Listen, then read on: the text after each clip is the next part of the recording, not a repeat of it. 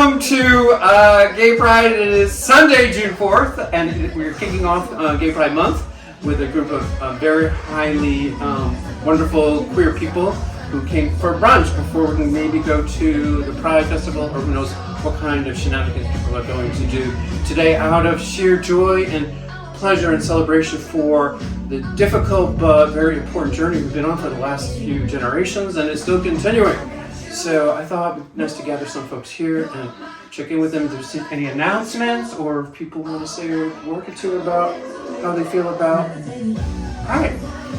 So, well, I'll just say, for me, every day is Gay Pride Day. And this is something that I work with all of my LGBT clients to really help instill a sense of pride and self-esteem and self-worth. And just, it's not once a year, it's every day. okay, you should say your name. My name is David Straw, and I'm also the author of a book called Gay Dads, and Father's Day is coming up, so think about my book, Gay Dads, a celebration of fatherhood. And I'm going to make sure to note that book on my weekly checklist, so hopefully you are on that. All right. Thank you. That was beautiful.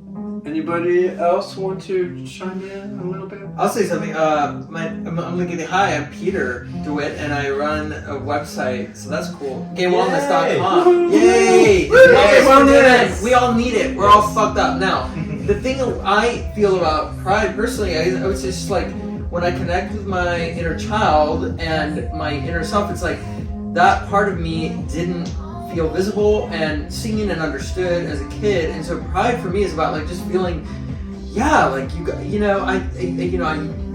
matter and you're seen and you're loved, and so Pride is really important because it like you said, it's a feeling. It's not about one day. One day it's great that we all like commemorate it, but it's like really like an ongoing process, as is the process of coming out, just continually like showing up in the world. Oh, I'm a little scared today. How can I show up and just be myself fully in my body in this world? So I guess for me, Pride is, it's great to have a day to like name it. Because like I guess like at first it was like, oh, what is this, like why is it called Pride? Like it's this parade and all that. It didn't make sense. And then the more I kind of like got into my healing journey, it's like, no, wait, there's a part of me that wants and needs to feel proud of that queerness in me. So it's wonderful. Yeah. I think back in the day when it first started, it was such a reaction against so much systemic homophobia that gay is good and it's good to be gay, and all those revolutionary values then produced an affirmative perspective. But now we know, because recently the New York Times came out with a big story that there's more visibility than ever before, but maybe even more mental illness. So we're focusing on maybe too much pride and not enough, like how you're saying, inner child, or healing. Now, would you say there was also the same amount like mental illness back then? It was just you didn't know about it? The article is vague about that. It just is not, because obviously there's not data to say this was a mental illness. Well, no, but because you're really old, I didn't know if you knew. Whoa!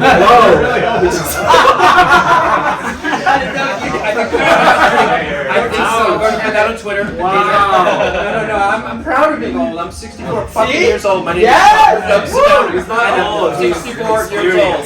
And I still have my fucking hair. And I'm proud of that. Okay, so I'm going to step in. We need a lesbian. So I may be the oldest person here. My name is Rabbi Robin Podolsky. All right. So first of all, I do want to announce a week from today, June 11th, we're going to have our LA Pride March, not just a parade, we're going to have a march. And the Jews are convening. We're going to meet in Dewan Free Park, and we're going to, many of the local synagogues have sent delegations to the Pride March, which shows you in some ways how far we've come. But I do want to say, it looks as though it's time to fight back again. We're dealing with an organized fascist movement that is trying to use us as its scapegoats. And as Doug and Peter said, the way to combat that is not just being reactive to them, but to have a profound positive pride in who we are and what we've accomplished and the communities we've built and the way we've been present for one another. And as Elder. Yes. I do recall in the Respect that. horrible years of the AIDS epidemic when we were present for one another, when the identity queer emerged, because we realized that we who are lesbian, gay, bisexual, and trans and genderqueer have an obligation as well as a positive pull toward one another, and we're building communities of resistance and love. Yes. You're here. Got my Robin! Oh yeah. So I'm going to dovetail on Robin, if I may. I'm Kellum Lewis. I'm a psychotherapist in Pasadena. And I'm also an ecotherapist. And my passion is for where LGBTQ folk and ecotherapy overlap, that Venn diagram, right? Because believe it or not, we are the original nature people. And it's time for us to actually, I say, rise up into that position that has been granted to us, I would think, largely, by nature. You know, we're taught that LGBTQ folks are unnatural. It's bullshit. It's a narrative that the industrial society has used to oppress nature people for thousands of years, and it is absolutely time for us to reclaim our natural spot in things. So that's my activistic sort of stance on all of this. Yes, activistic. Yes. It's wonderful. It's so refreshing to hear people talk. You know, I can just say, I just learned recently that there is no substantial scientific evidence that says that that sexual orientation is a cause of nurture in the early childhood. That is all the science is showing is from nature. That's right. And Thank you. plants. It's so important. Yes, Such an important idea. They're talking about plants. Even queer academics argue that, but it's such an important hypothesis that we're inborn just like any natural human sexual variation. Including plants. Is that what ecotherapy That's where the is? study of diversity I don't comes even know from. what ecotherapy So is. It's the study of ecotherapy plants. is a way, it's sort of the modern way of trying to get back to nature. It's like the system as a whole is sick. I think we could say human systems are sick, the natural world is sick, and there's been a real huge disruption between humans and nature. And so if we can start to heal that, we start to expand our sense of self. We start to, you know, humans have this amazing capacity to try to understand from another's perspective.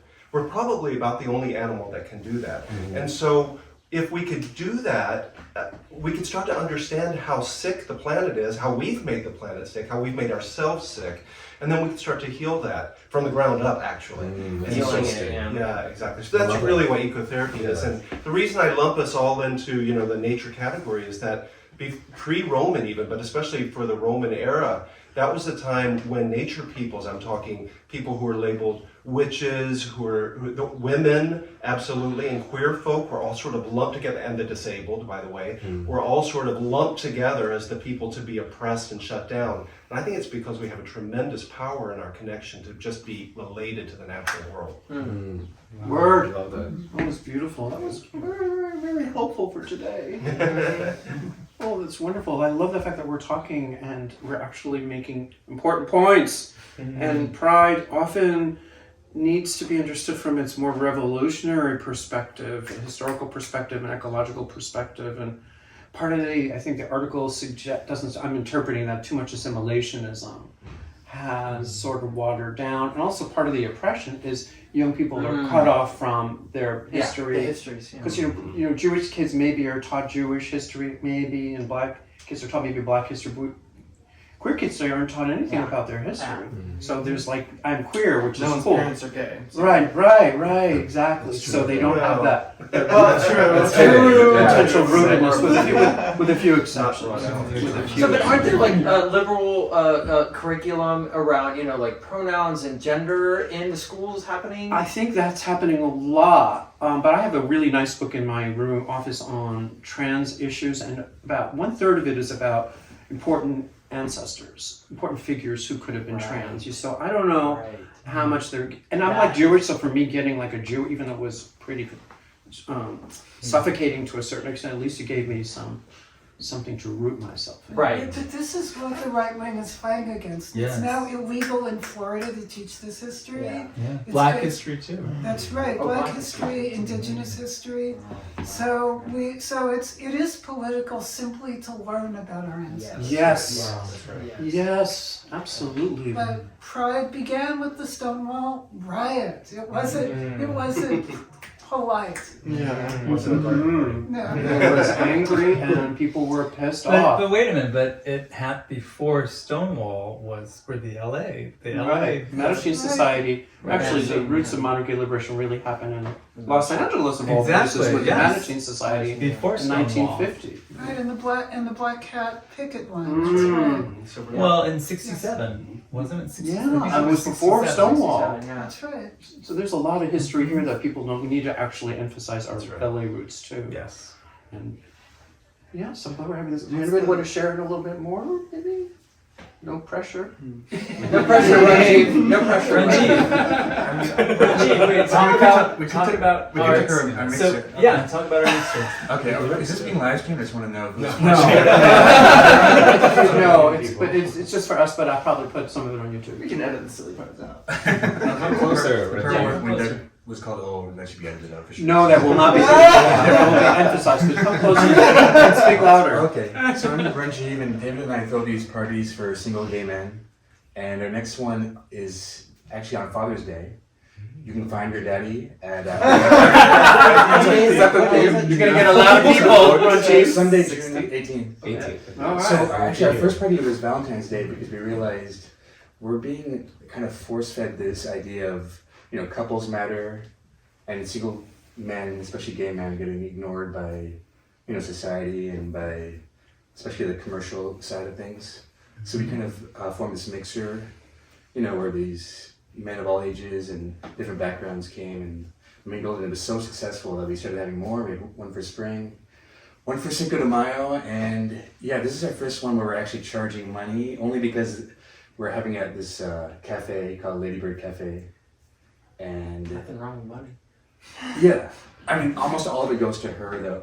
It was like a woman that is really supportive of the gay community, and yeah, our strict rule too is no couples. That was the feedback we got, which we felt like kind of All right. disgruntled about that. Not disgruntled. What's the right word? Exclusionary.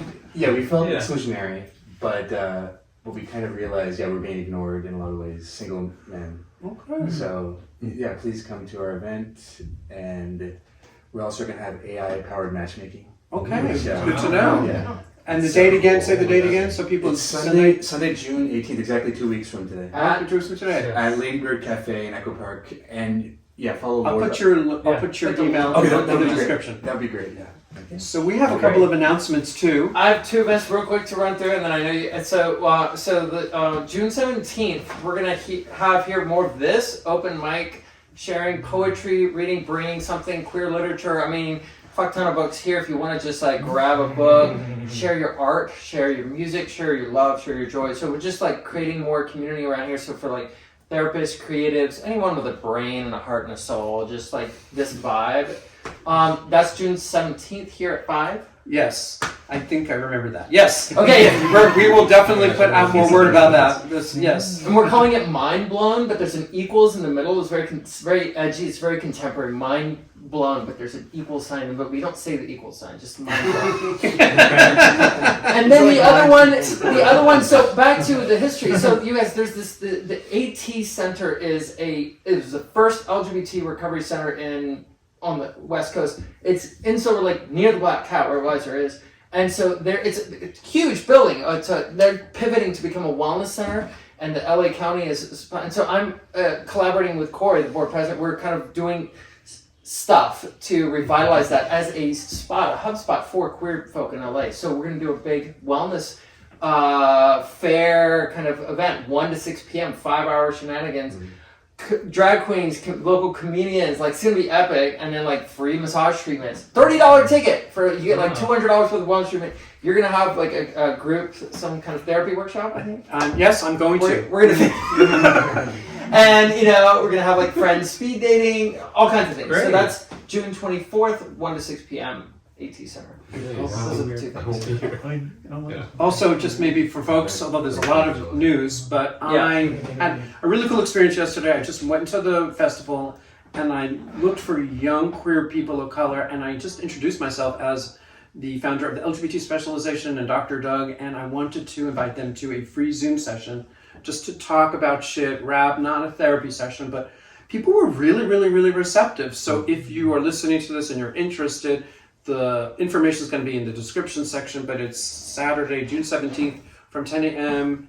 to 11:30 a.m. Pacific Standard Time, and it's just free, open for anyone who wants to talk about mental health issues, queer empowerment, and the like. So there's that. Right. Okay. Any last words before we head out to the parade? I don't think everyone's going, but any last words? No? Okay. Going once, going twice. Well, happy Pride, and thank you all for coming. Did you get a picture? And we're going to get a picture after we do the video. So look for more information about people's bios in the description. Don't forget to hit the subscribe button, and see you soon. Bye.